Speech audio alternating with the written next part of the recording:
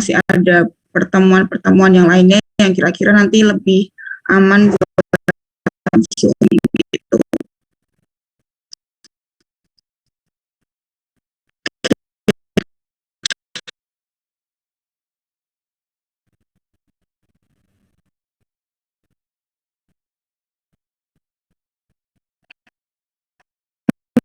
Buat on cam biar saya juga bisa kenal.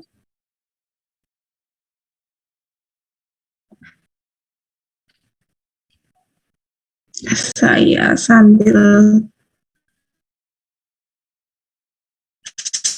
settingkan ini dulu. Bentar.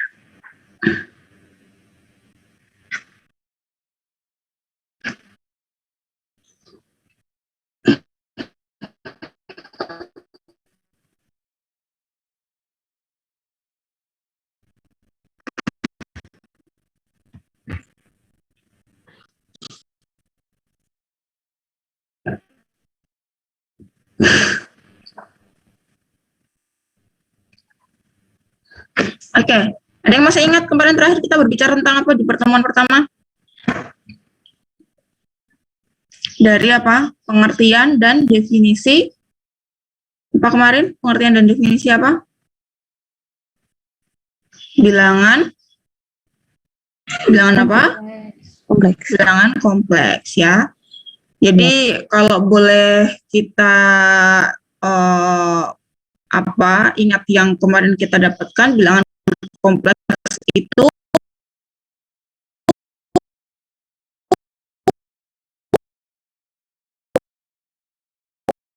bagaimana? Bilangan kompleks Z gitu, misalnya Z anggota bilangan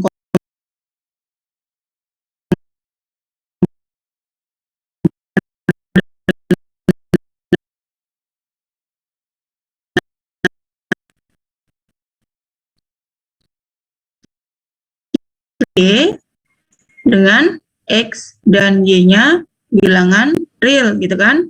Ada lagi cara untuk kita menunjukkan atau kita bilang bahwa si Z ini bilangan kompleks, kita menuliskannya bisa seperti apa selain X plus Y?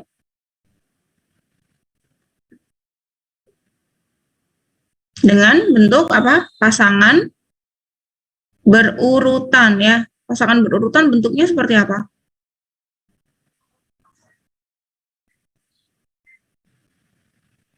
Halo? X, Y, Bu. Ya. X, Y gitu kan. Nah, kemudian di pertemuan pertama kemarin kita juga sudah bisa mendefinisikan operasi penjumlahan, pengurangan, operasi perkalian, dan pembagian ya. Kemarin kita sudah punya gitu kan. Oke, baik kita lanjutkan ya untuk pertemuan hari ini. Kita akan mencoba untuk menyajikan si bilangan kompleks itu di dalam geometrisnya itu seperti apa. Ya, kalau titik di bilangan real misalnya, ya geometrisnya itu kita punya apa sih? Kita punya garis ya, garis. Kemudian misalnya di sini itu titik 0 gitu. Maka kalau misalnya kita berbicara satu bilangan real, maka kita bisa sajikan secara geometrisnya satu ini berada di, katakan di sini satu, gitu kan. Kemudian misalnya kita punya akar 3 ini bilangan real, ya kira-kira bisa kita nyatakan di sini nih akar 3 dan seterusnya gitu ya. Nah, bagaimana kita cara menyajikan secara geometris untuk bilangan-bilangan kompleks atau sistem bilangan kompleks yang kita bahas. Nah, ternyata untuk setiap bilangan kompleks, ya, ini kan kita bilang kemarin dapat dipasangkan dengan tepat satu titik di dalam bidang datar ya. Jadi kalau bilangan real itu kita bisa lihat dari garis ya, maka bilangan kompleks itu juga bisa kita sajikan secara geometris pada suatu bidang datar. Dan juga sebaliknya, setiap titik di bidang datar ini dapat juga dipasangkan dengan tepat satu bilangan kompleks. Contohnya gimana? Kita punya bilangan kompleks Z sama dengan 2 plus 3I. Ini kemarin juga bisa kita tuliskan sebagai apa? 2,3 ini kan. Nah, ini dia bilang di sini apa? Setiap bilangan kompleks dapat dipasangkan dengan tepat satu titik di dalam bidang datar. Berarti kita bisa pandang bilangan kompleks ini itu adalah sebagai satu titik di, bisa kita pandang sebagai satu titik di R2 gitu toh. Kalau titik di R2 itu berarti apa? Ini itu berada di X-nya, ini adalah Y-nya gitu kan. Jadi ketika kita punya titik 2,3, maka kita bisa sajikan dia di mana? X-nya itu 2, Y-nya itu katakan 3 dia di sini, berarti titiknya itu adalah di, nah di sini adalah titik 2,3 atau bisa kita tuliskan 2 plus 3I. Ini urutan saya kelihatan ya? Kelihatan, Bu. Oke, gitu ya. Jadi artinya apa? Terdapat korespondensi satu-satu antara sistem bilangan kompleks dengan bidang datar ini tadi. Bidang datar tuh X, Y gitu kan.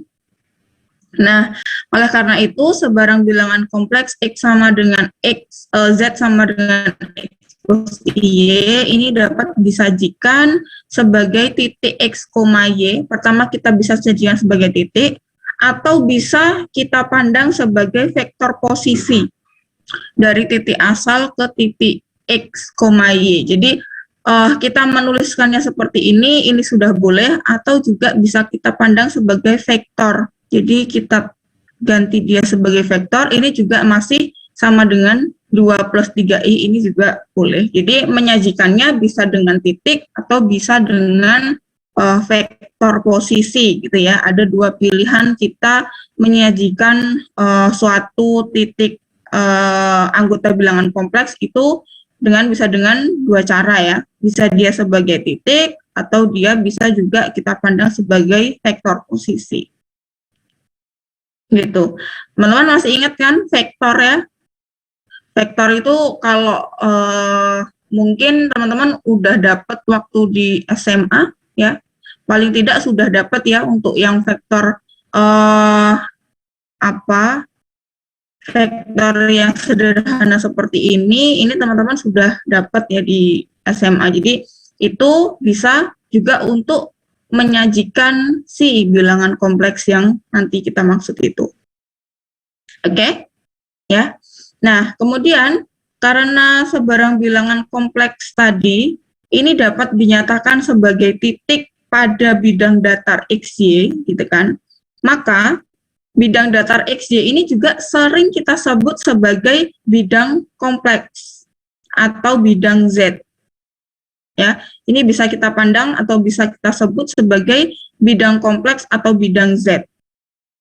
Dan sumbu X ini sebagai sumbu real ya. Ini sumbu X ini sebagai sumbu real dan sumbu Y ini sebagai sumbu imajinernya.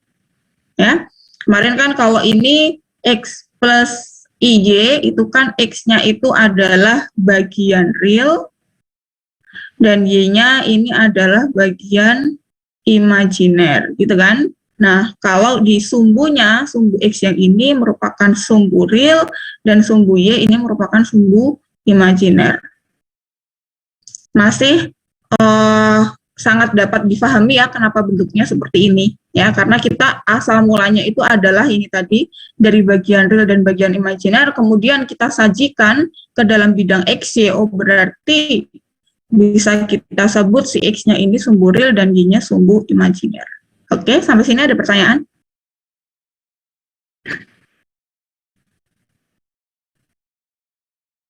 Belum, Bu. Ya, boleh saya hapus? Ini di slide saya tidak ada penjelasan yang terlalu lengkap ya. Jadi silahkan kalau teman-teman butuh untuk nanti melengkapi catatan teman-teman, bisa mungkin di screenshot dulu gitu catatan-catatan yang ditulis selama perkuliahan ya, untuk melengkapi yang slide yang saya share. Oke, gitu ya. Kita lanjutkan.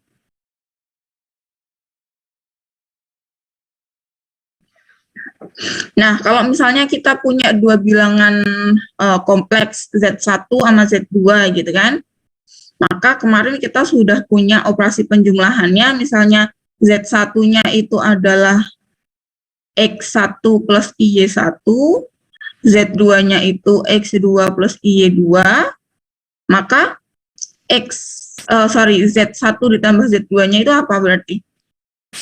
Z1 ditambah Z2-nya berarti dia apa? Apa berarti kalau dari sini?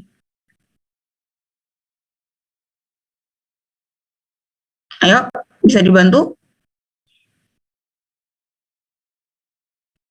X1 ditambah X2 gitu, ditambah Y1 plus Y1 ditambah Y2. Nah, ini bisa kita tulis sebagai apa? X1 ditambah X2, Y1 ditambah Y2, gini. Ya kan? Nah, misalnya nih kita punya ya Z1-nya misalnya Z1-nya di sini. Ini Z1. Ya. Kemudian misalnya saya punya Z2-nya di sana. Ini Z2. Nah, sebenarnya kalau di dalam geometri seperti ini, Z1 ditambah Z2-nya itu yang mana sih? Bagaimana cara kita menjumlahkan dua vektor ini? Masih ingat nggak gimana? Secara geometris, kalau kita menjumlahkan dua vektor itu gimana? Pakai cara apa? Kalau Z1 ditambah Z2, berarti nanti apa? Kita satukan ya, si titik akhir Z1 ini dengan titik awalnya Z2. Ya kan? Z2 ini kan dari 0 ke titik Z2 dan Z1 dari 0 ke titik Z1. Maka Z1 ditambah Z2 ini kan tadi juga bisa kita pandang sebagai vektor kan? Nah, penjumlahan vektor ini berarti gimana? Ini kita geser ke sana. Berarti ini juga bergeser ke sana. Gitu kan? Berarti nanti Z2-nya itu kan boleh kita pindah ya kalau si vektor. Nah, ini itu bisa kita sebut sebagai Z2. Vektor itu kan dia bisa kita pindahkan gitu kan, asalkan apa? Arah dan besarnya dia tidak berubah, benar kan? Nah, maka yang disebut Z1 ditambah Z2 itu adalah Z1 ditambah Z2. Berarti titik awalnya adalah 0 dan titik akhirnya adalah di Z2. Berarti nanti vektor di sini, atau saya beri warna lain ya, di biru ini ya, jadi vektor biru ini merupakan vektor Z1 ditambah Z2. Benar seperti ini? Waktu SMA penjumlahan vektor ini masih sederhana ya, masih dibahas ya. Oke, mungkin kalau ini masih ngawang ya, belum jelas kelihatan ini vektornya itu vektor apa, atau ini titiknya itu titik apa. Coba teman-teman bisa beri contoh yang dia benar-benar bisa kita lihat ya. Misalkan Z1-nya itu apa, apa gitu. Bisa dikasih contoh? Sebut aja, misalnya Z1-nya berapa? 2. 2,1. 1. Z2-nya 6. 6,4 4. ya. Kalau dari penjumlahan bilangan kompleks, maka kita bisa langsung bilang ya bahwa nanti Z1 ditambah Z3-nya ini adalah berapa? 8,5 gitu kan. Tidak sulit ya untuk kita menentukan. Nah, kalau misalnya kita itu gambar dengan geometrisnya, kita mau lihat secara geometrisnya ya. Berarti kan kita seperti punya, nah sinilah, misalnya 2,1 itu 2,1 katakan di sini ya. Oh kurang pas ya. Jadi kalau satunya kira-kira di sini lah. Nah di sini ya 2,1. Nah vektornya gini. 6,4 ini 2 berarti 6-nya di sini. Satunya di sini, 2, 4-nya berarti kira-kira di sini ya. Nah, 2,4 di sini. Berapa ini? 6,4. 6,4. Nah, ini kan gini kan. Berarti sama aja nanti ini ditambah ini. Nah, dia ke sana terus gitu kan. Dia ke sana, ini kan agak mencong ke sana ya. Berarti dia nanti gini set sampai sini. Ini digeser ke sana, ini digeser ke sana. Enggak ke sana. Berarti dia di sini bisa kita ambil si kuningnya ini sebagai si Z2-nya. Toh, berarti nanti Z1 ditambah Z2-nya adalah si biru. Si biru. Nah, di sini si Z1 ditambah Z2. Nah, ini adalah 5, di sini adalah 8. Gitu. Ini gambarnya memang agak kurang jelas ya, karena kita nggak pakai kotak-kotak ya. Pakai kotak-kotak, nggak terlalu kelihatan. Oh, bisa kita coba. Oke. Seperti ini, ada pertanyaan?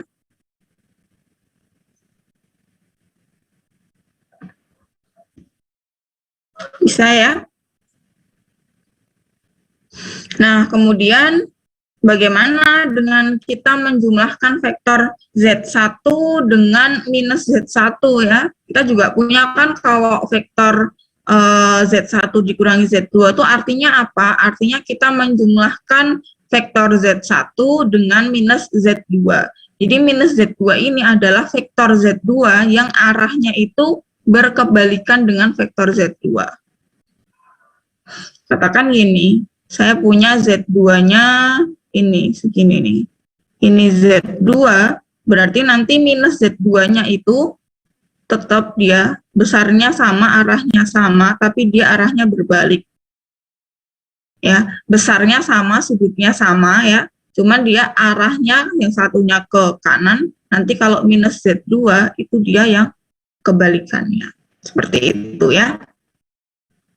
Oke. Ya. Kita lanjutkan. Nah, kalau kita sudah punya bentuk geometrisnya ya, bentuk geometrisnya dari bilangan kompleks, nanti akan kelihatan di sini ada yang dinamakan modulus bilangan kompleks. Ya, modulus bilangan kompleks. Jadi kalau teman-teman tahu, kalau di modulus di bilangan kompleks itu sama seperti kita berbicara mutlak di bilangan real. Ya, coba sekarang saya mau cek dulu. Misalnya nih, saya punya mutlak 2. Mutlak 2 ini sama dengan berapa? Kalau di bilangan real.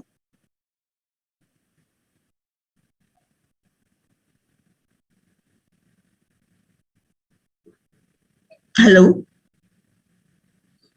Mutlak 2 ini kalau di bilangan real berapa dia? 2, Bu. 2. Kalau misalnya mutlak min 3 di bilangan real berapa? 3, Bu. 3. Nah, sebenarnya nih kita punya nih, di sini ada 0. Di sini ada 2, di sini ada min 3. Jadi yang dimaksud mutlak ini apa sih sebenarnya dia?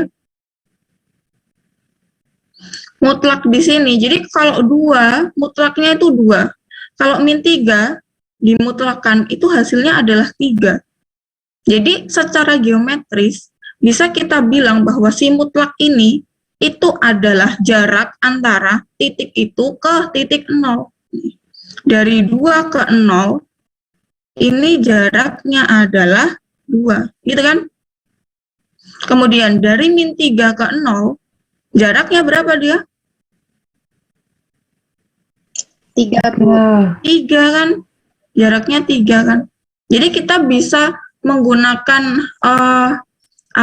bisa kita bayangkan dia itu sebagai mutlak itu adalah sebagai jarak dengan titik 0. Iya kan? Nah, sekarang konsepnya sama. Modulus itu juga konsepnya seperti mutlak jarak. Berarti nanti yang akan kita definisikan itu adalah apa? Jarak antara titik tersebut dengan titik 0. Ya. Misalnya saya punya di sini, X, Y ini di sini. X, Y-nya di sini.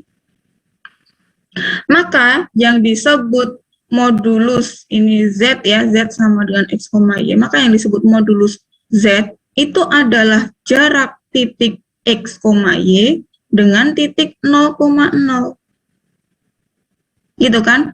Berarti katakanlah di sini itu X, ya kan? Segini itu Y, kan gitu kan? Nah, kalau kita mau cari tahu jaraknya ini pakai apa sih? Pakai konsep apa sih? Bisa nggak kita menentukan jarak ini ke 0? Bisa, Bu. Jarak Z ke 0? Bisa ya, kita perhatikan di sini ada segitiga siku-siku kan? Siku-siku. Maka menggunakan aturan Pythagoras itu kita bisa temukan si modulus Z ini sama dengan apa? Oh, dia itu menurut yang saya dapat waktu dulu pelajaran SD gitu kan, ini bisa aja kita tentukan si modulus Z-nya itu tuh berarti segini dia. Saya tentukan dengan X kuadrat ditambah Y kuadrat kemudian di akar. Maka dari itu di sini muncul dia sebagai definisi dari modulus bilangan kompleks. Itu adalah bentuknya ini. Sebenarnya dari mana? Konsepnya itu sama seperti nilai mutlak. Ya, konsepnya kita ambil sama seperti nilai mutlak, yaitu apa? Jarak dari titik tersebut ke titik 0. Oke? Jadi dari definisi ini kita bisa dengan sangat mudah ya menentukan modulus-modulus dari bilangan kompleks. Nih saya ada beberapa contoh ya. Modulus 3 min 4i. Berarti dia sama dengan apa?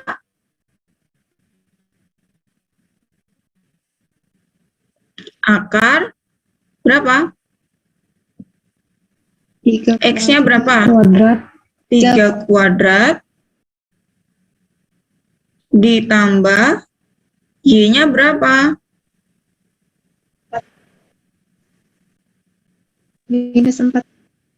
Berapa? Min 4 ya.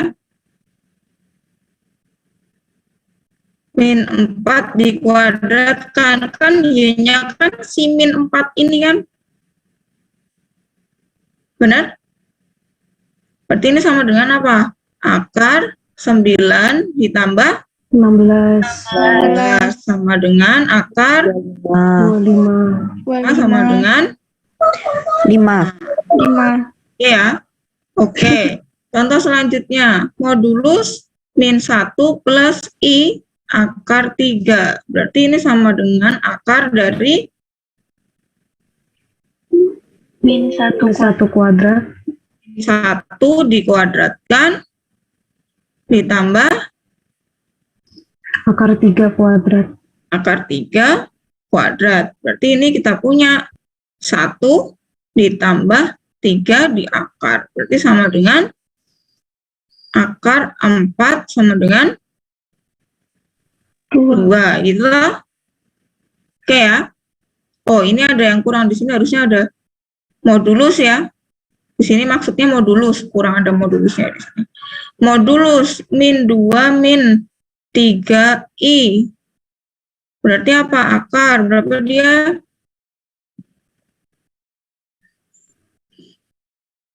Min 2 kuadrat. Berapa itu min 2 kuadrat? 4 ditambah 9. min 3 kuadrat 9. Berarti sama dengan akar 13 gitu ya. Oke. Jadi mudah bisa kita tentukan modulus dari definisi ini. Modulus bilangan kompleks ya. Nah, dari definisi ini pastilah modulus Z ini lebih dari sama dengan 0, benar nggak? Pasti ya. Karena di sini non negatif di akar dia masih non negatif gitu kan. Kemudian kalau Z modulus Z ini sama dengan 0 jika dan hanya jika Z-nya sama dengan 0. Kalau Z-nya 0 maka modulusnya 0. Kalau modulusnya 0 tentu aja Z-nya 0. Berarti modulus 0 ini artinya apa sih tadi? Berarti jarak yang sama dengan 0. Jarak dengan 0-nya itu 0 ya, berarti 0 itu sendiri. Tuh. Oke, sampai sini ada pertanyaan? Belum, Bu. Oke, kita lanjut.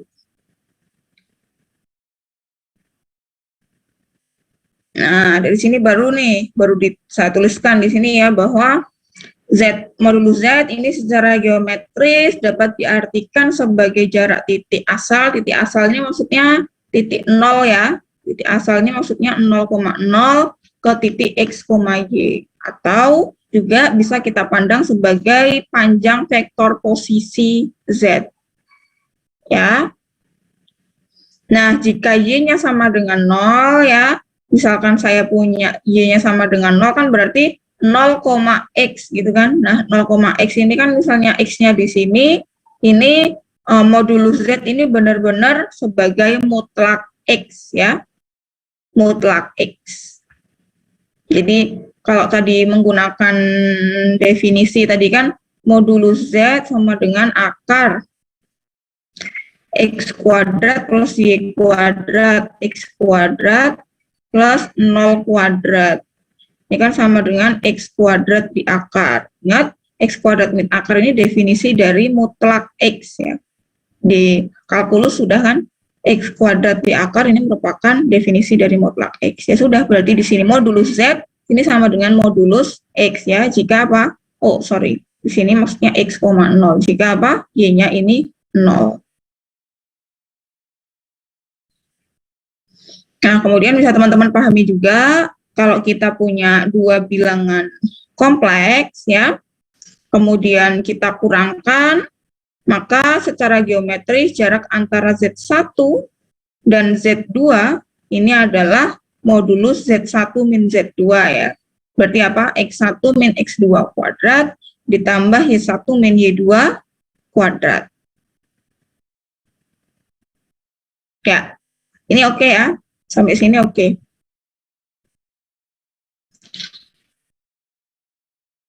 Oke, selanjutnya kita lanjut ke yang balik lagi ke definisi modulus tadi. Kita punya kuadrat plus Y kuadrat akar, gini kan?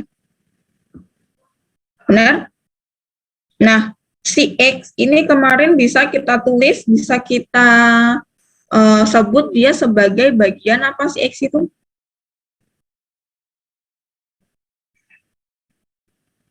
Bagian apa?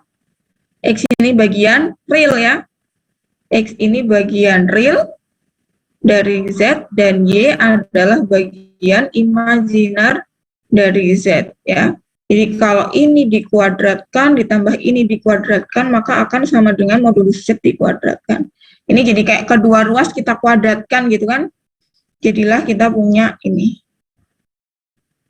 Ini cuman kebalik aja ya. Bagian real kuadrat di sini dituliskannya imajiner kuadrat dulu. Maksudnya sama ya. Dan ini penjumlahan kan, nggak masalah. Nah, berarti dari sini ya bisa kita dapatkan. Nah, ini bayangin kalau misalkan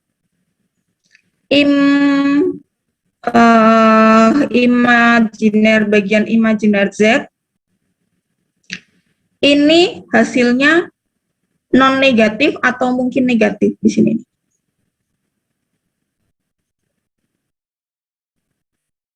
Mungkin negatif nggak sih imajiner Z kuadrat ini?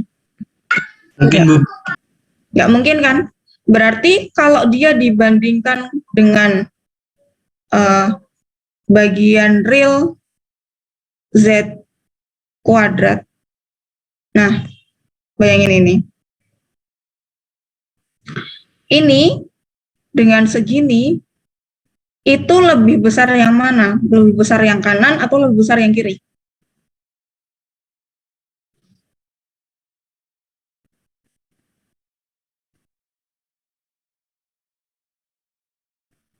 Lebih besar yang mana?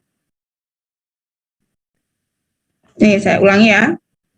Kalau misalnya saya punya di sini mutlak real Z ini dikuadratkan, ya, bandingkan real Z kuadrat dengan imajiner kuadrat real kuadrat. Lebih besar yang mana? Yang kiri atau yang kanan? Dengan fakta bahwa imajiner Z dikuadratkan ini selalu positif, selalu non negatif. Benar kan? Berarti lebih besar yang mana? Yang kanan, Bu. Selalu lebih besar yang kanan kan? Karena ini sama. Ini sama, ini sama. Tapi yang kanan masih ditambahkan dengan sesuatu yang positif atau dia sama dengan 0. Berarti dia pasti lebih besar yang kanan atau mungkin sama dengan ya kalau image-nya ini sama dengan 0. Benar ya? Nah, berarti kalau gitu kita perhatikan di sini. Kita punya ini tadi sama dengan modulus Z kuadrat. Kalau tadi kita ambil di sini mutlak real Z kuadrat. Ini kan non negatif. Ini juga non negatif ya. Berarti kita bisa hapuskan si kuadratnya itu. Berarti kita punya mutlak real Z ini pasti selalu kurang dari sama dengan ini. Mutlak modulus Z ya. Maka kita punya ini di sini.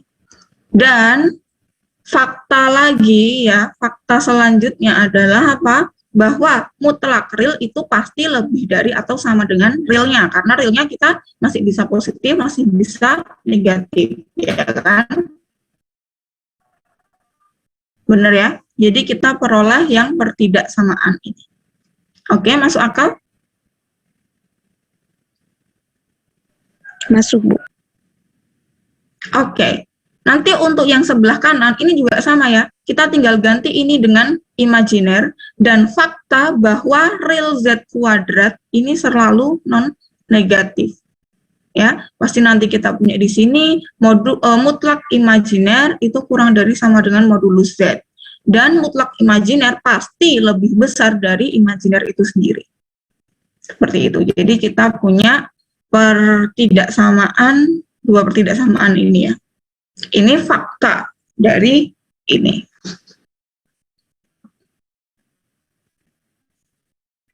Ya.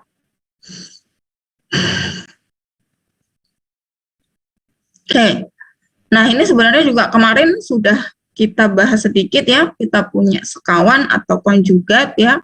Kalau apa itu konjugat? Konjugat itu berarti kalau misalnya Z-nya itu X plus Y, berarti sekawan atau konjugatnya itu adalah X min Y. Dituliskannya sebagai ini ya, Z ada apa ini? Ada garis atasnya ya, overline-nya. Oke, ini kemarin kita sudah sedikit pakai ya. Kalau misalnya kita mau apa sih kemarin itu? Mau membuat penyebutnya itu menjadi bilangan real gitu kan. Jadi kita kalikan dengan sekawannya, yang otomatis nanti bagian imajinernya dia hilang gitu kan. Gitu. Dan terkait dengan sekawan ini kita punya beberapa sifat ya. Yang pertama adalah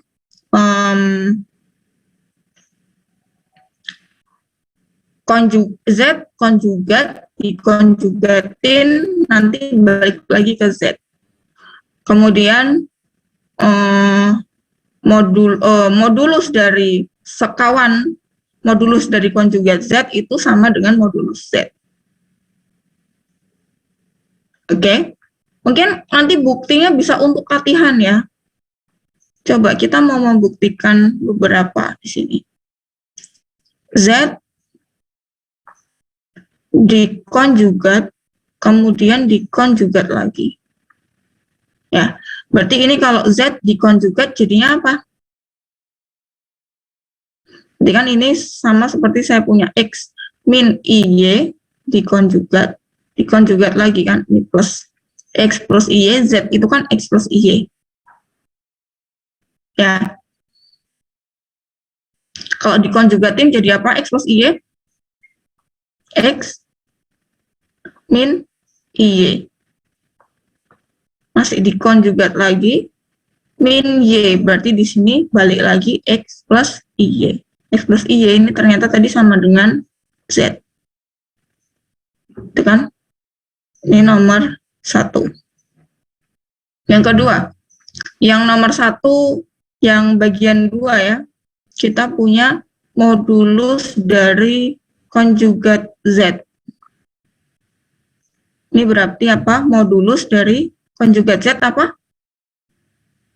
X min IY. Ya kan?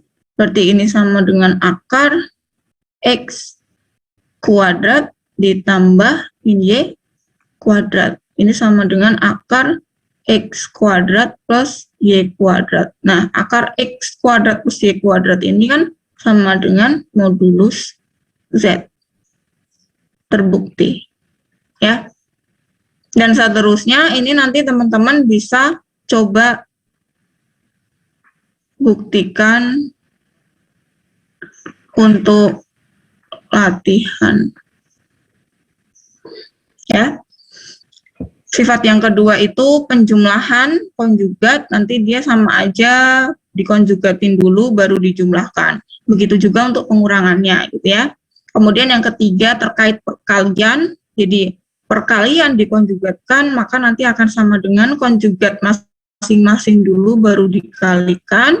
Begitu juga dengan pembagiannya. Kalau pembagian tentu aja penyebutnya tidak boleh 0 ya, syaratnya. Selanjutnya yang terakhir, kalau kita punya Z ditambah modulus Z ditambah konjugat Z, maka hasilnya adalah 2 bagian real Z. Kemudian kalau dikurangi hasilnya adalah 2I bagian imajiner Z. Seperti itu.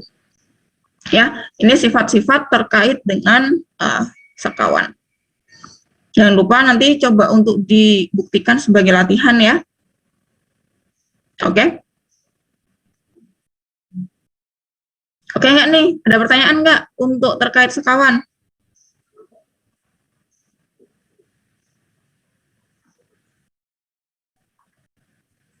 Ada pertanyaan terkait konjugat?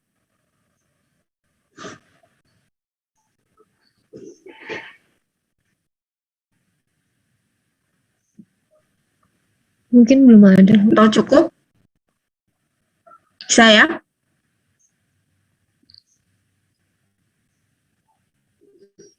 Oke.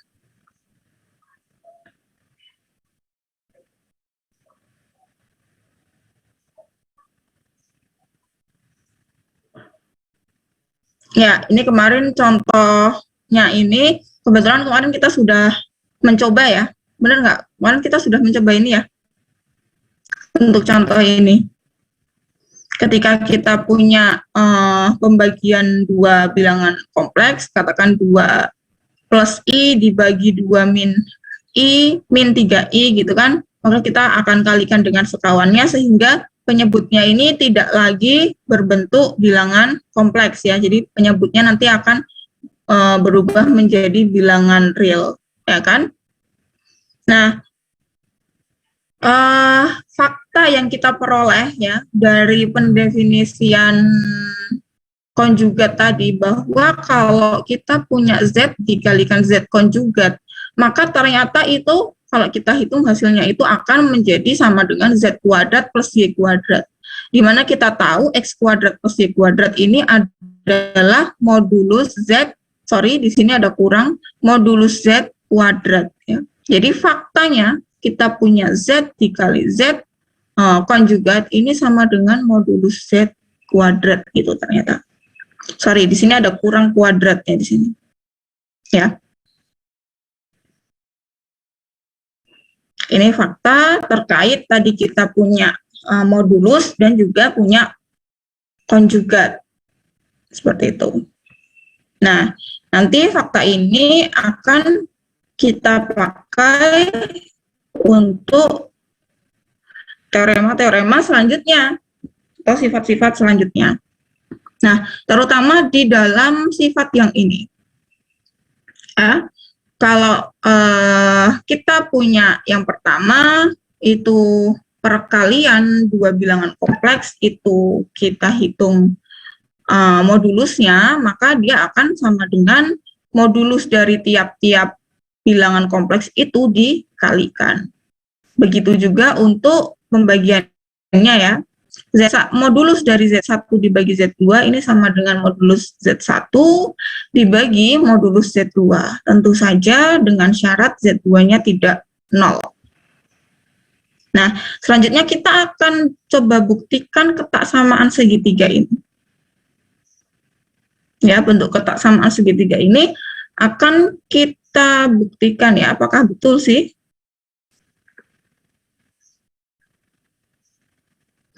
Tapi tidak akan saya bahas semuanya ya.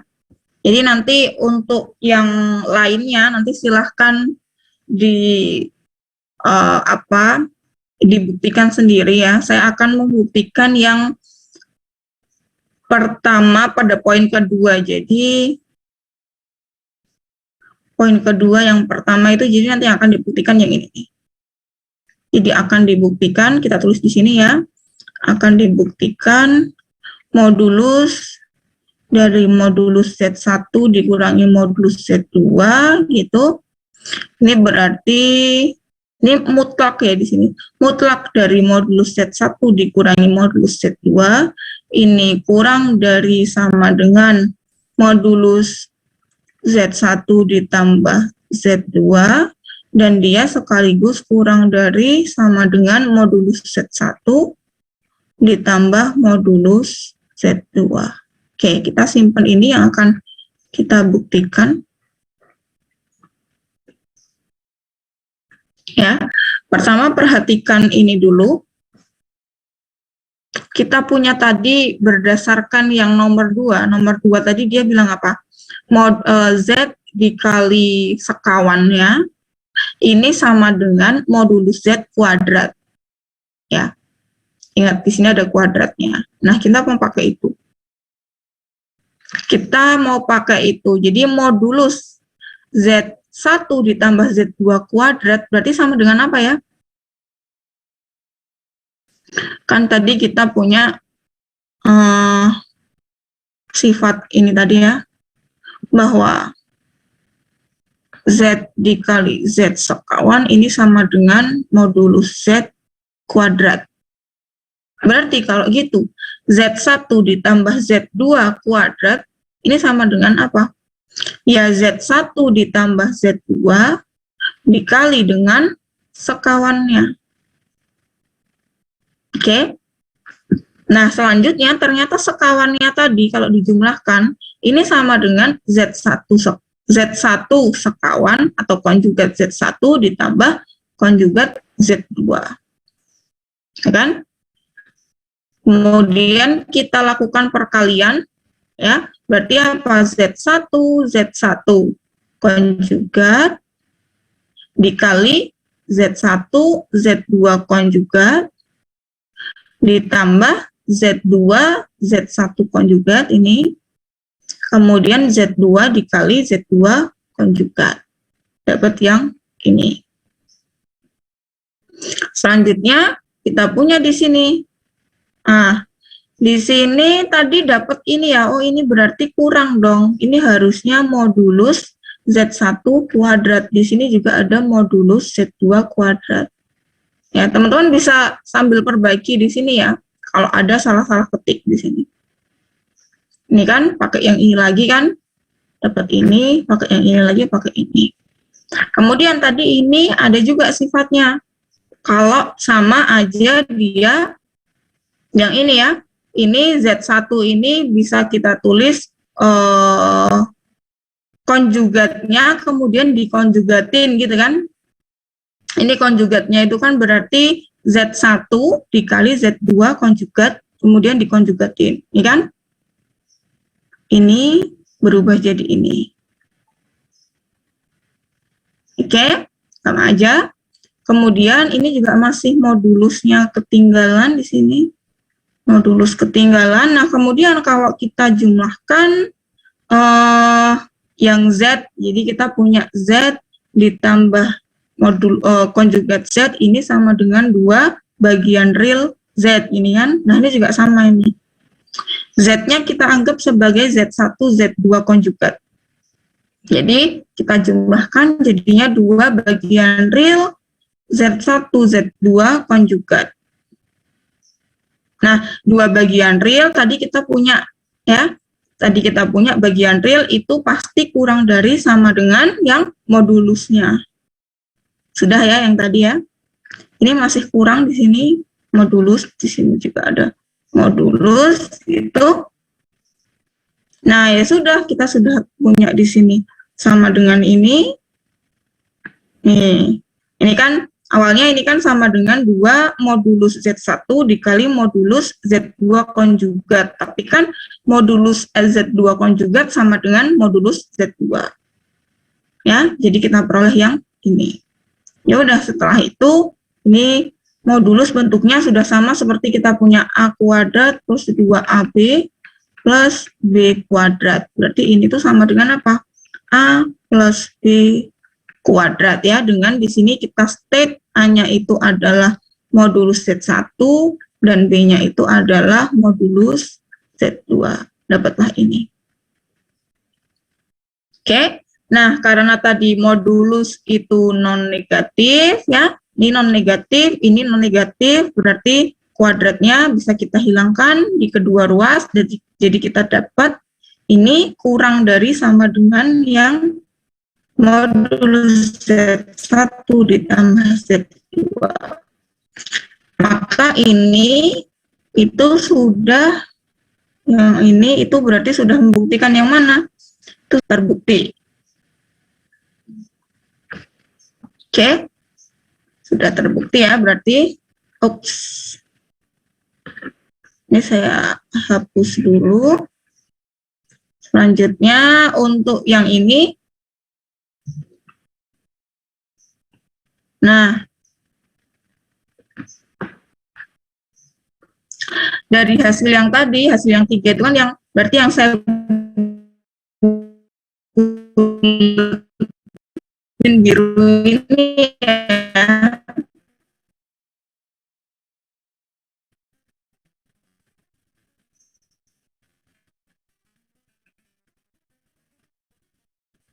Benar kan yang saya buletin biru, ini berarti modulus Z1, ini bisa kita tuliskan gunakan, jadi hasil yang biru ini kita gunakan di sini. Jadi Ini kurang dari sama dengan Z2 ditambah modulus min Z2. Di mana kita tahu modulus min Z2 itu juga sama dengan modulus Z2 sendiri itu kan. Kemudian ini kedua ruas kita kurangkan dengan Z2. Jadi kita punya modulus Z1 dikurangi modulus Z2. Kurang dari sama dengan modulus Z1 ditambah Z2. Ya, jadi dapat yang ini. Nanti dengan cara yang serupa kita dapat Z2 modulus Z2 min Z1 juga kurang. Jadi dari 4 dan 5 ini modulus Z1 min modulus Z2 kok kurang dari hal yang sama ya dengan modulus Z2 min Z1. Oh, berarti ini itu adalah definisi dari mutlak ya. Mutlak modulus Z1 min modulus Z2 berarti dia benar-benar kurang dari sama dengan modulus Z1 plus Z2. Dapatlah si kuning ini, si ini itu sudah membuktikan yang pertidaksamaan yang ini.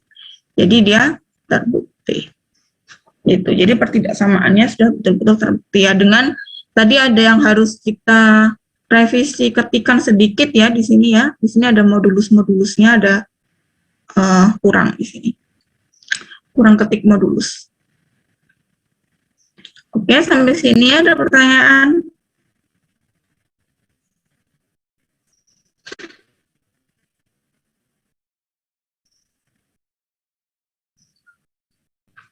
Nanti silahkan untuk yang ketaksamaan segitiga yang kedua silahkan dibuktikan sendiri ya. Dia cuma berbeda di sini nih.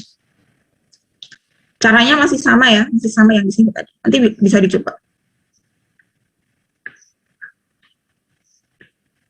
Oke, ini ada. Ini halaman yang salah ya ini ya. Halaman yang salah. Ini keikut dari yang pertemuan kemarin nih, halaman 11 ini. Oke. Nah, ini tinggal latihan. Ya.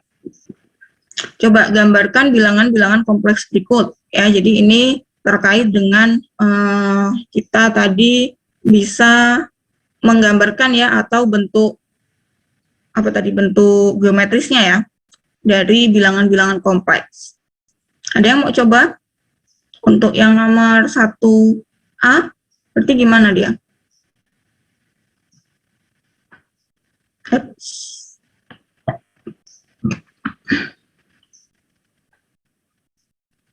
Ada di mana dia? 2 min 3i. Berarti dia X-nya itu 2, Y-nya itu min 3 di sini ya berarti ya. Berarti nanti bilangan kompleksnya dia ada di sini kan. Ini adalah 2 min 3i. Jadi menggambarkannya boleh titik seperti ini atau bisa juga vektor. Nah, ini juga boleh. Ini misalnya ini kita tulis di sini adalah 2 min 3i. Ini juga boleh. Gitu ya. Nanti boleh coba untuk latihan.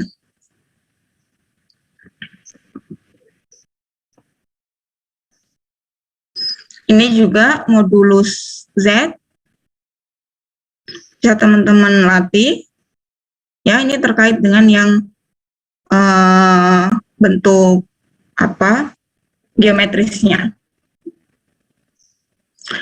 Sampai sini ada pertanyaan?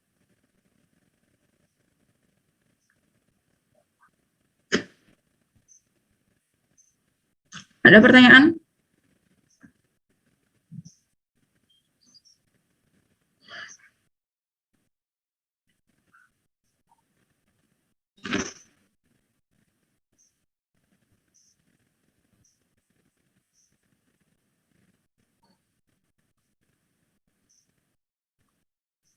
Halo, ada pertanyaan?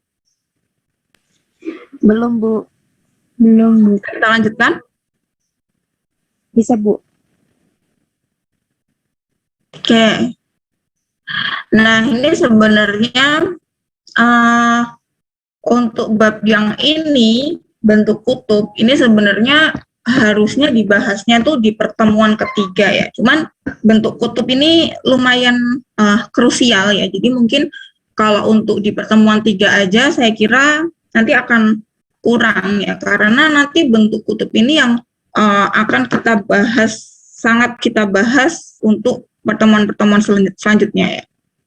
Karena ini terlalu penting untuk tertinggal gitu bentuk kutub ini ya. Jadi kita tahu bilangan kompleks itu ya, tadi secara geometrisnya teman-teman sudah bisa bayangkan bahwa dia itu bisa kita gambar di bidang XY gitu kan, atau juga bisa kita pandang sebagai vektor di bidang XY. Benar ya? Nah, ternyata ada bentuk lain dari bilangan kompleks Z sama dengan tadi kita sudah punya, kemarin kita sudah punya 2 bentuk ya. Z itu adalah bentuknya X, Y, atau bisa juga dituliskan sebagai X plus IY. Gini kan. Nah, cuman X dan Y ini kan kita bayangkan dia sebagai X itu di sumbu X-nya dan Y itu di sumbu Y-nya. Benar kan? Nah, sedangkan ternyata kita juga bisa mendefinisikan bilangan kompleks itu di dalam yang namanya bidang kutub gitu. Jadi, misalkan kita punya X, Y itu misalkan di sini. Di sini ini X, Y. Gitu. Berarti kan di sini sebesar X, di sini sebesar Y, gitu kan? Nah, kita bisa mendefinisikan ini garis dari 0 ke titik X, Y, atau ini tuh kan sebenarnya modulus Z-nya ini kan. Nah, modulus Z ini bisa kita definisikan sebagai R, ya, dan kemudian sudut di antara garis 0 atau sudut di antara ini bisa tadi kita pandang sebagai vektor ya. Sudut antara vektor ini dengan sumbu X positif, ya, sumbu X positif. Jadi ini sudut antara ini ya. Jadi kita hitung dari sumbu X positif berlawanan arah jarum jam sampai ke garis yang bersangkutan. Di sini bisa kita definisikan sebagai theta. Jadi coba perhatikan, di sini kita punya R, di sini kita punya theta, di sini adalah X dan di sini adalah Y. Oke, nah dari sini kita bisa dapatkan bahwa apa itu sin theta, apa itu cos theta. Coba kalau dari sini kita dapatkan apa? Sin theta berarti apa ya? Apa? Y dibagi R. Kalau cos theta apa? X per R. Maka di sini kita punya ya. Di sini kita punya ternyata Y itu sama dengan R sin theta dan X ini ternyata dia adalah R cos theta. Oke. Padahal tadi kita punya Z ini sama dengan X plus IY.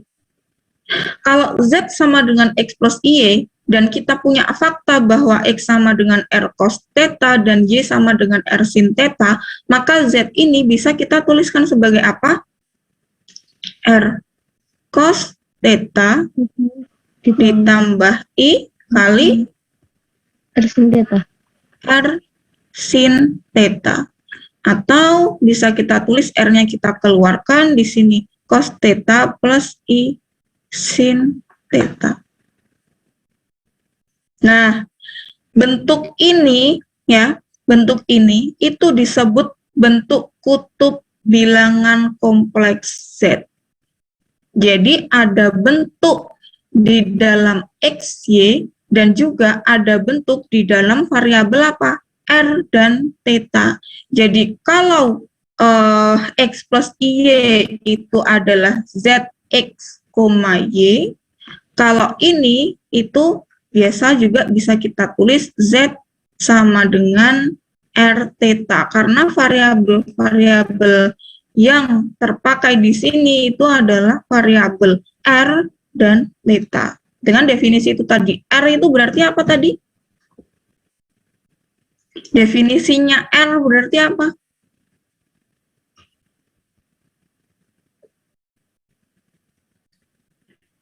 R itu apa? Modulus Z, ya, modulus Z. Dan theta itu adalah apa? Sudut di antara sumbu X positif dengan arah berlawanan jarum jam. Dengan apa ini? Sudut yang dibentuk dari apa? Sudut X dengan si vektornya. Oke. Nah, dari sini fakta lagi yang bisa kita dapetin, loh, berarti kalau gitu bentuk Z ini tidak tunggal dong. Iya kan? Bentuk Z ini tidak tunggal dong. Misalkan tetanya itu segini ya, tetanya misalnya segini. Sudut theta dengan sudut theta plus 2pi itu bentuk arahnya sama atau beda sih?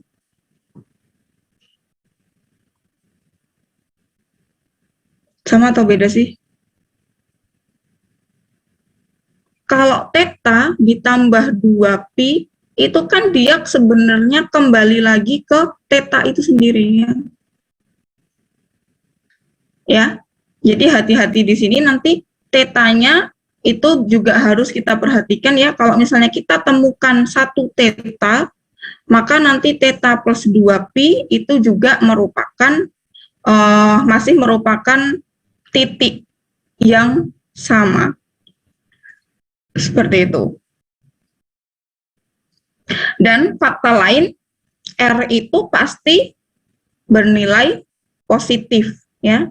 R itu pasti bernilai positif karena tadi yang kita perhatikan itu adalah X dan Y yang dia tidak nol ya. X dan Y yang dia tidak nol, maka dia punya R dan dia punya theta. Kalau nol kan dia ya mau di mana orang, dia benar-benar cuma di 0 sini aja kan. Jadi yang kita bicarakan itu adalah XY yang dia tidak nol, maka dia akan mempunyai sudut dan juga mempunyai modulus yang dia positif.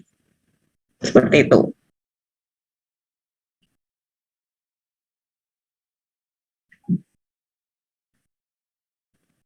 Oke.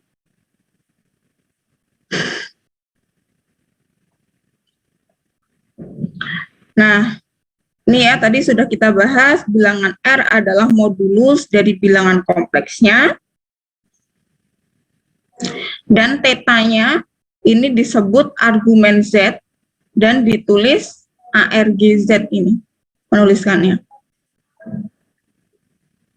Nah, secara geometris tadi bisa kita lihat argumen Z ini menyatakan sudut yang dibentuk oleh sumbu real positif dan vektor posisi,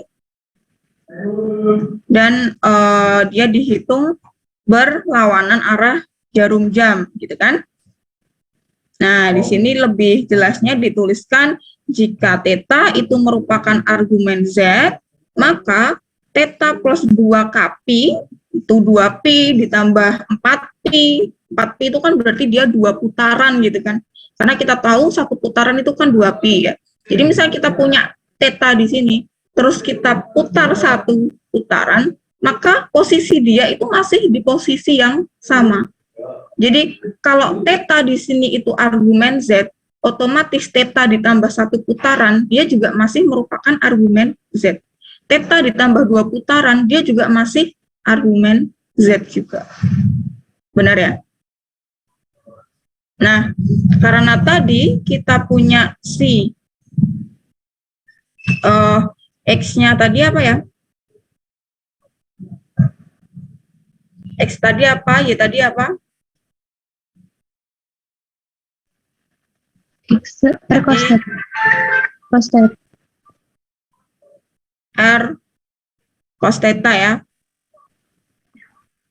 Y tadi R sin theta. R sin theta.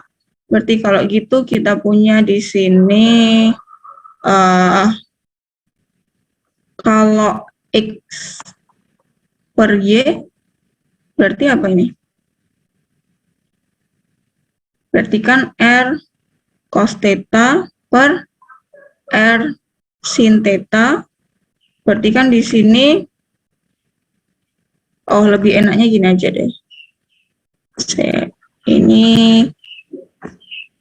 Saya ganti Y per X. Y per X itu di sini berarti R sin theta, R cos theta, berarti ini adalah tan theta ya. Berarti ini kita punya di sini X dibagi R itu adalah cos theta, di sini Y dibagi R di sini adalah sin theta. Nah, sekarang permasalahannya adalah bagaimana kita mencari si tetanya itu kan, bagaimana kita menentukan si tetanya. Ya. Jadi, tetanya itu berarti bisa kita peroleh dari yang pertama. Di sini kita punya X dibagi R itu cos theta. Berarti kalau kita mau mencari theta itu sama aja kita bilang dia merupakan arcus cos X per R. Benar ya? Yang kedua, theta, kalau tadi kita kan punya ini ya, awalnya. Punya sistem ini kan, X sama dengan, dan Y sama dengan ini ya.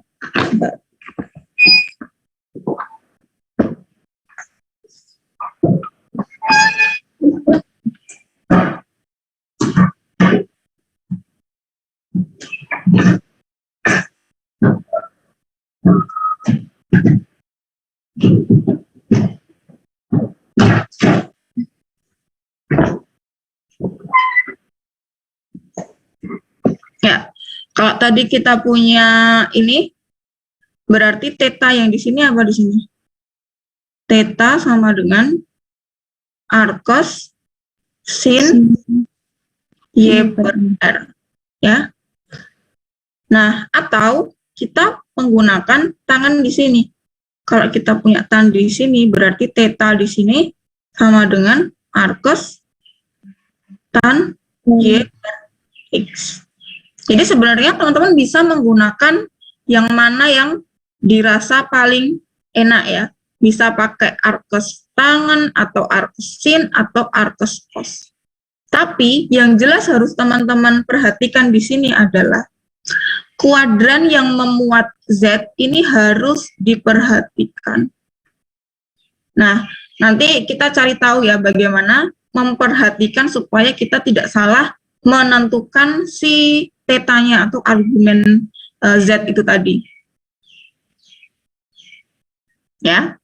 Kemudian yang perlu di-note lagi adalah ini ya, yang tadi saya katakan bahwa yang dimaksudkan di Z bentuk kutub itu adalah yang Z tak nol. Ya, meskipun tidak dikatakan karena balik lagi ke alasan yang awal tadi ya, kalau dia nol ya sudah pasti dia tidak punya arah, tidak punya sudut, dan tidak punya panjang, maka tidak bisa kita definisikan gitu kan dengan bentuk kutubnya gitu. Oke?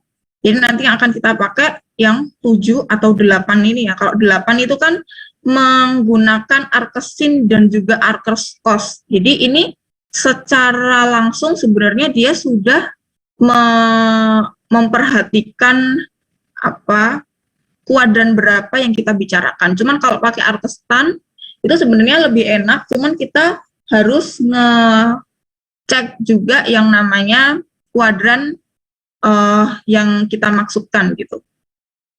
Oke, mungkin untuk lebih jelasnya langsung ke contoh aja ya. Oke, misalkan kita punya Z ini sama dengan min 1 min I akar 3. Ya. Nah, dari sini apakah kita bisa menentukan R-nya? Kita mau tentukan bentuk kutubnya.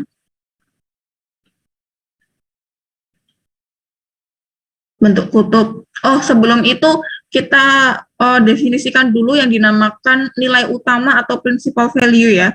Nilai utama argumen Z itu. Jadi tadi kan kita punya kalau argumen Z itu kan dia banyak sekali titik-titik ya. Jadi di sini argumen Z ditambah satu putaran masih argumen Z dan seterusnya gitu kan. Nah, kalau yang dinamakan nilai utama argumen Z ini cuman tunggal karena nanti yang kita ambil sebagai nilai utama argumen Z itu hanya di hanya di min P itu di sini sampai nanti P di sini. Jadi hanya di sudut di antara min P sampai P itu nanti yang kita pilih dia sebagai nilai utama. Jadi pasti nilai utamanya itu dia cuma 1. Oke. Nah, ini nanti contohnya sekalian ya, kita di contoh ini, misalnya kita punya Z-nya min 1 min I akar 3, berarti R-nya ini berarti apa? R-nya berarti akar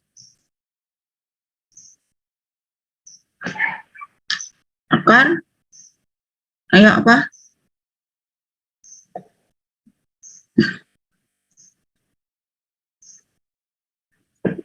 Modulus, apa ayo modulusnya berarti? Min 1. Min 1. Min 1 Kuadrat. kuadratkan ditambah Akar 3. min akar 3 kuadratkan. Jadi dia sama dengan berapa ini? 2 ya. Kita dapat R-nya 2. Nah, sekarang pertanyaannya kita harus menentukan setelah R kan theta. Theta-nya berapa? Ya, atau argumen Z-nya itu. Jadi bisa ya, kadang nanti saya sebutnya argumen Z atau kadang saya sebutnya theta. Itu maksudnya sama ya, yang dimaksudkan adalah sudut yang bersesuaian dengan bilangan kompleks ini. Misalnya saya mau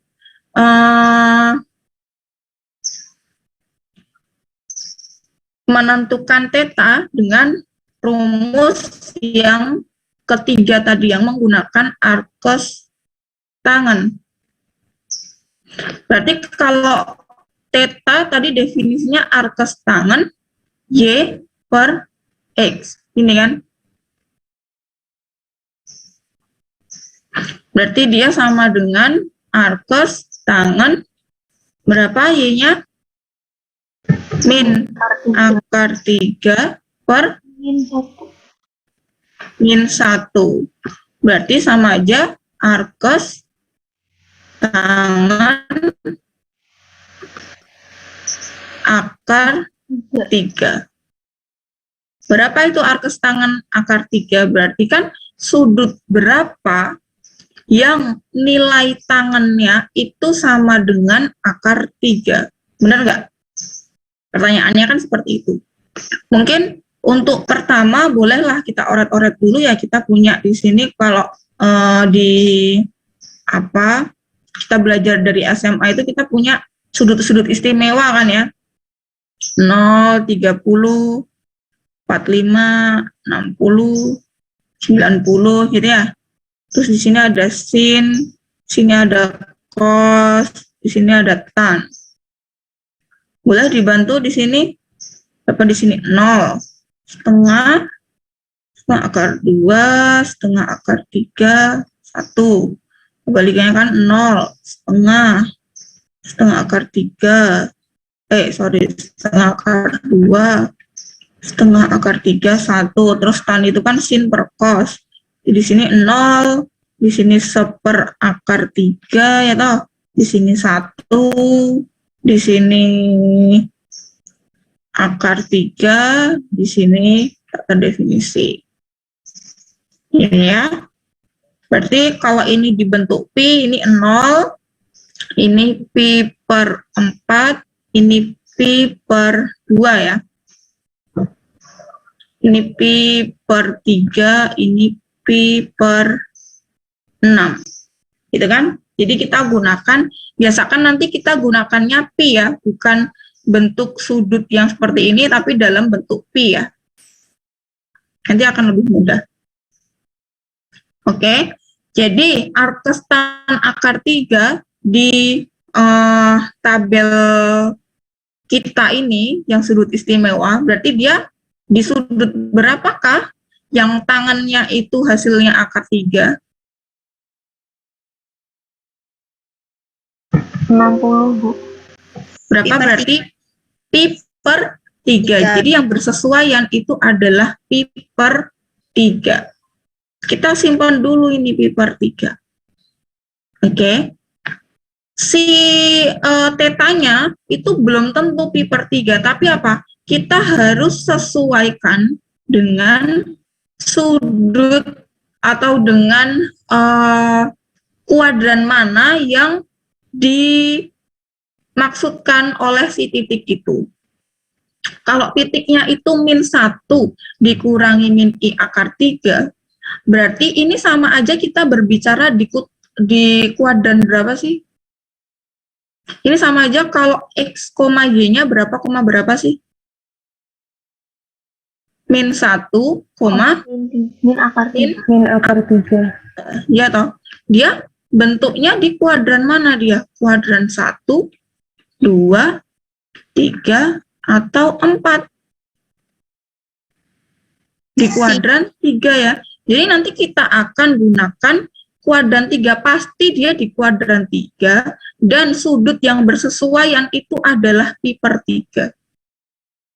Nah, karena kita mau menuju di kuadran 3 itu kan bisa kita tuliskan sebagai min Pi, bisa kita tuliskan sebagai Pi, benar kan? Atau gitu kan?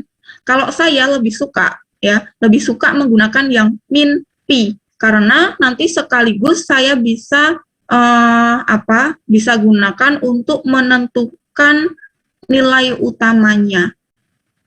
Jadi kalau gitu, theta yang dimaksudkan di sini itu adalah apa di sini? Dari sumbu ini ke sebelah, ini berlawanan atau searah jarum jam?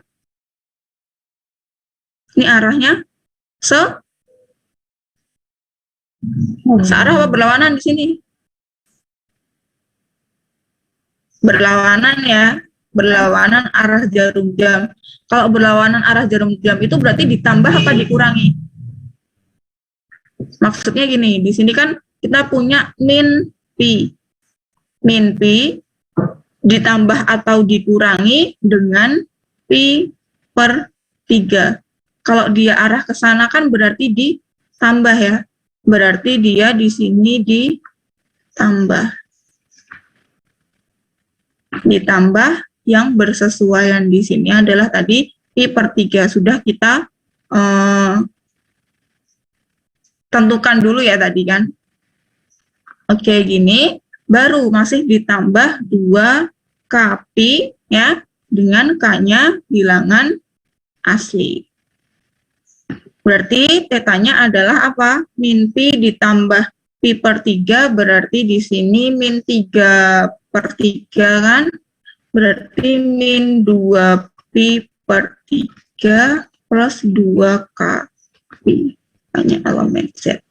Berarti kalau gitu, bisa kita tulis bentuk kutubnya seperti apa? Oh, berarti Z sama dengan R-nya apa? R-nya 2, ya toh?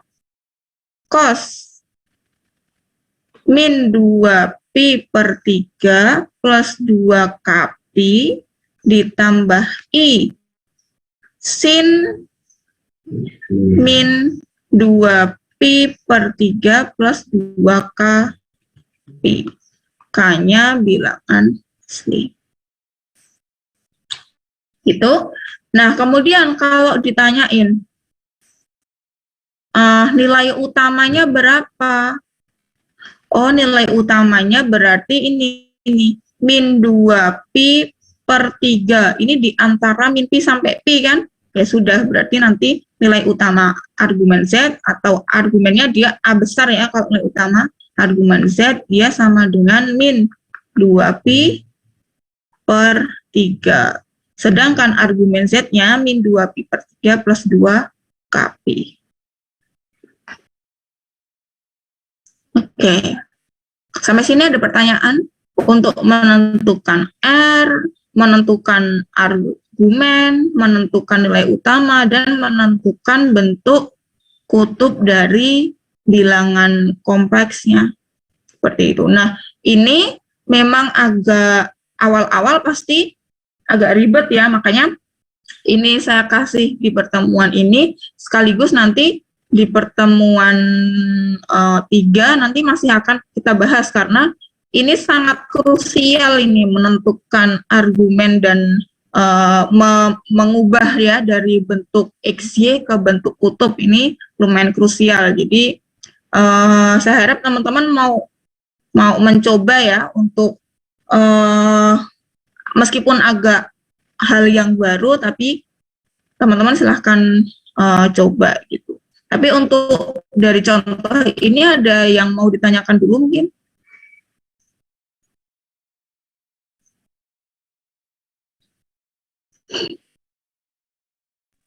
Ibu, maaf mau tanya. Ya. Itu plus 2kp-nya dari mana ya, Bu? Dari sini. Sinyalnya.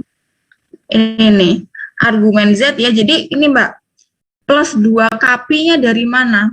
2kp-nya dari mana? Nah, teman-teman tahu ya kalau 2pi itu kan sama aja satu putaran, benar Mbak?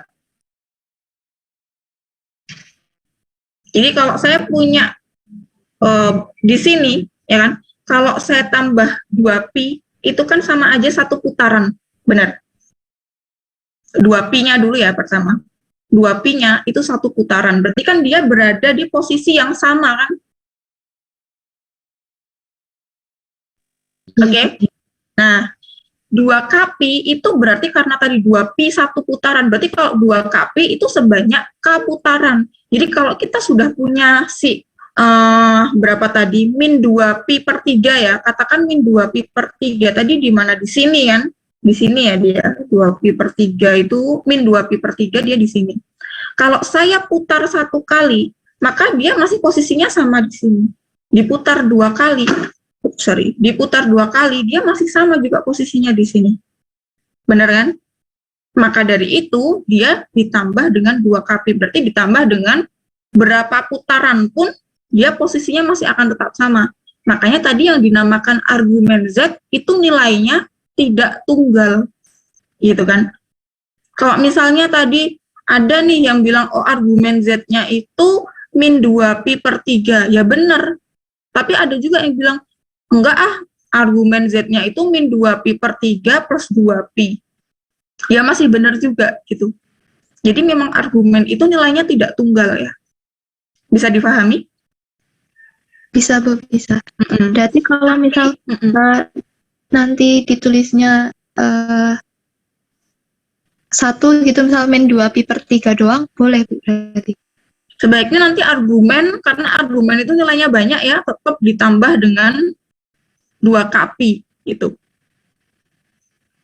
Karena dari definisinya pun tadi ya, di argumen itu memang bernilai tidak tunggal ya. Kecuali kalau nanti yang ditanyakan itu adalah nilai utama, itu pasti tunggal ya. Syaratnya apa nih? Syaratnya nilai utama dia harus di antara min pi sampai pi aja. Yang membedakan itu. Gitu. Misalnya nanti tadi ya, pi per 3. Nanti ada juga misalnya yang menghitung di sini ternyata bukan min pi plus pi per 3. Misalnya ada yang menghitung, menentukan ininya kan pi. Boleh aja nih kita menuliskan pi ditambah pi per 3 plus 2 kpi. Ya ini masih benar. Masih sama benernya. Sama yang ini benar, ini juga benar. Gitu loh. Tapi ketika nanti ini dihitung, ya loh, ketika ini nanti dihitung kan hasilnya jadi berapa ini? Pi ditambah pi per 3 kan berarti 4 pi per 3 plus 2 kpi. Ini kan. Nah, maka nanti nilai utamanya kalau kita ambil sebagai min pi per 3, jawabannya ini. Jadi hasilnya adalah jadi salah. Salahnya di nilai utamanya loh ya. Karena apa? 4 pi per 3-nya ini tidak berada di min pi sampai pi. Tapi tetap bisa kita ubah dia menjadi bentuk di dalam min pi sampai pi. Gimana caranya? Ya tinggal aja ditambahin, kan tadi kan dia bilangan Z ya, berarti kan K-nya boleh min 1 kan. Kalau K-nya min 1 berarti 2 kali min 2 pi ditambah 4 pi per 3 kan. Maka nanti hasilnya adalah min 2 pi per 3. Seperti itu.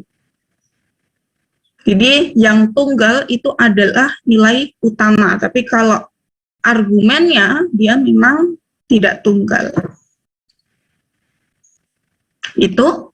Atau mungkin ada lagi pertanyaan?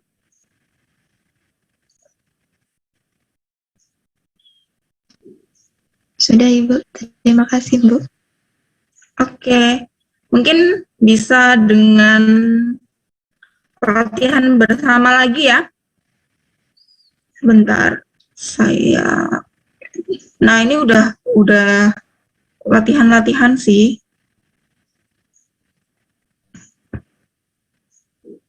Oke. Ya.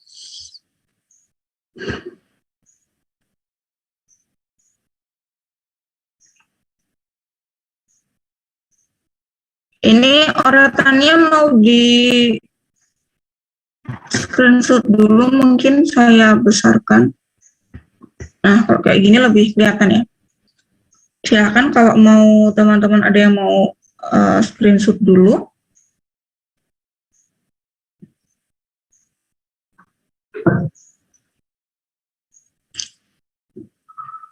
Sudah? Sudah, Bu. Kita lanjut ya untuk contoh kedua, nanti contoh yang lain supaya buat latihan aja. Misalkan saya punya Z sama dengan min 1 ditambah I. Ya, min 1 ditambah I. Nanti yang ditanyakan adalah R-nya berapa, argumen Z-nya berapa, nilai utamanya berapa, kemudian Z dalam bentuk R theta-nya apa. Seperti ini. Oke. Dari apanya dulu? R-nya dulu mungkin. Yang paling gampang dulu. R-nya berarti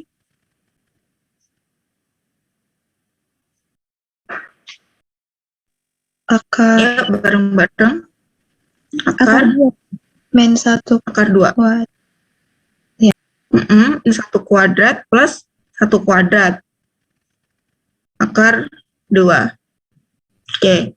Sekarang argumennya ya, berarti dari theta-nya. Theta itu arcus tangan berapa?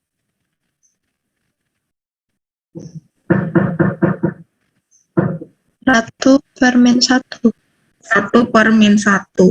Berarti arcus tangan min 1. Nah, Gimana Bu, kalau ini arkes tangannya -1, ya kan? Sedangkan di tabel kita tadi tidak ada yang nilainya negatif kan? Nggak apa-apa, jangan bingung. Jadi kalau kita temukan arkes tan -1, kita ada minusnya di situ, kita tinggal lihat positifnya aja. Jadi yang -1 itu sama aja nanti kita mencari arkes tan 1. Sudut berapa yang menyebabkan nilai tangannya itu 1? Sudut berapa dia yang bersesuaian berarti berapa?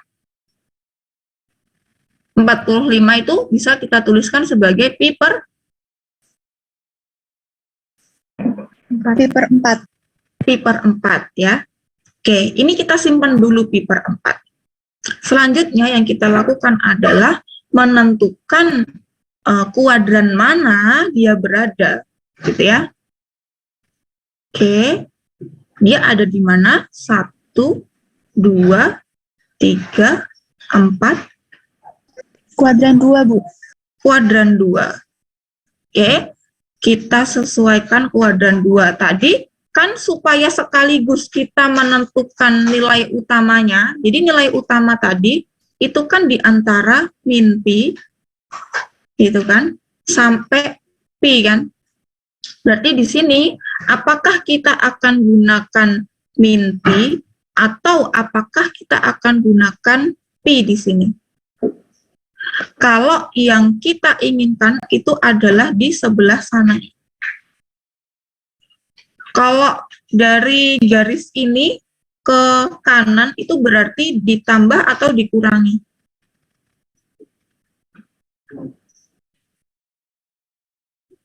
Kalau ini ke sana itu ditambah atau dikurangi? Kita kalau ngitung sudut itu dari mana sih? Kan dari sini ke sana kan, kalau kita ngitung sudut. Berarti Benar nggak? Berarti dikurangi ya. Kalau kita hitung dari sini ke sana, berarti dikurangi. Berarti kalau dikurangi, kita lebih enak menggunakan min pi dikurangi sesuatu atau pi dikurangi sesuatu, supaya langsung kita temukan nilai utamanya.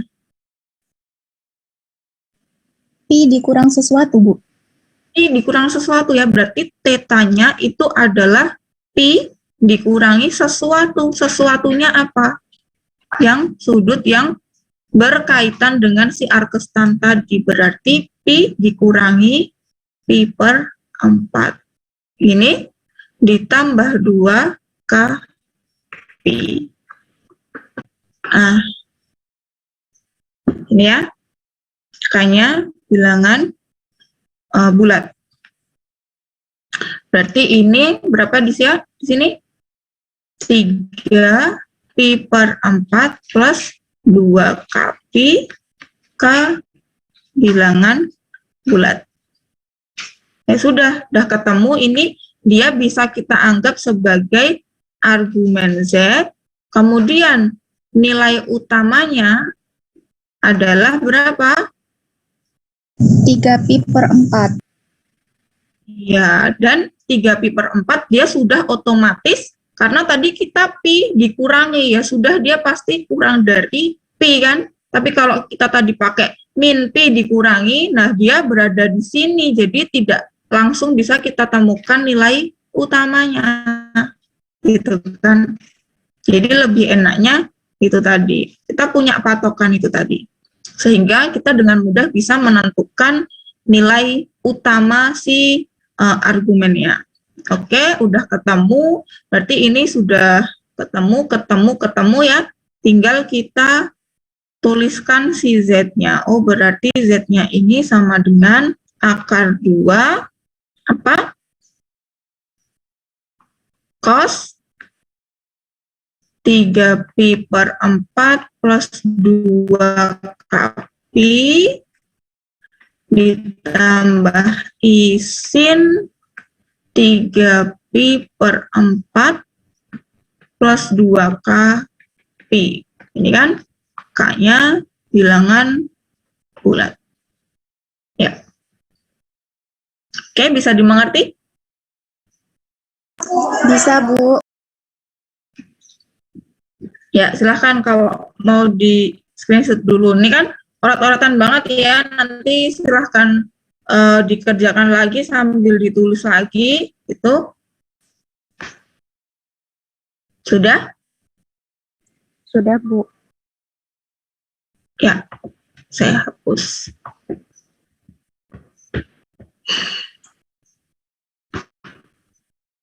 Oke, ini ya sudah tinggal latihan aja nih sini. Nyatakan ke dalam bentuk kutub. Nah, ini untuk hari ini kan masih ada sekitar berapa menit sampai jam 3 ya kita ya, jam 3-an gitu. Masih bisa, nanti silahkan teman-teman seperti biasa mengerjakan, kemudian di-share di grup WA ya. Ini ada beberapa latihan di sini. Ini yang berkaitan dengan bentuk geometrisnya ya, atau iya ini bentuk geometris, kemudian modulus ya, dan juga yang kaitannya dengan konjugat. Di sini ada latihannya. Kemudian latihan nomor 4 ini berkaitan dengan bentuk kutub ya. Nyatakan ke dalam bentuk kutub dan tentukan nilai utama argumen Z. Ya, ini bisa nanti untuk latihan. Itu ada pertanyaan? Bisa dilanjutkan di grup ya? Baik, bisa.